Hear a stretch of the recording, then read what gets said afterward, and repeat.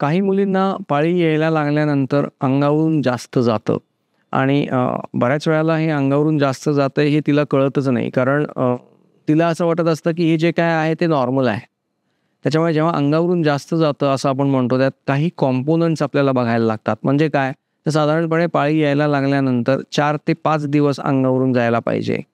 दर महिन्याला पाळी यायला पाहिजे आणि प्रत्येक दिवशी साधारणपणे ब्लीडिंग किती होतंय हे बघायला पाहिजे. सो दर दिवसाला होणारं ब्लीडिंग जास्त असेल, म्हणजे अगदी टेक्निकल भाषेत म्हणायचं तर 80 ml पेक्षा जास्त ब्लीडिंग आहे total blood loss during the periods, तर त्याला आम्ही हेवी पिरियड आहे असं म्हणतो. कदाचित दिवसाला होणारं ब्लीडिंग कमी आहे, पण 4-5 दिवसापेक्षा 7-8 दिवस ब्लीडिंग होतंय दर महिन्याला, देन ओव्हरऑल टोटल पुन्हा 80 ml पेक्षा जास्त जाणार आहे आणि त्याच्यामुळे त्यालासुद्धा आम्ही हेवी पिरियड्स आहेत असं म्हणतो. आता काही वेळेला हे हेवी पिरियड्स काहीच कारण नाही म्हणूनही असू शकतात, ज्याला आम्ही ॲबनॉर्मल युट्राईन ब्लीडिंग किंवा पूर्वी त्याला आम्ही डिस्फंक्शनल युट्राईन ब्लीडिंग असं म्हणायचो.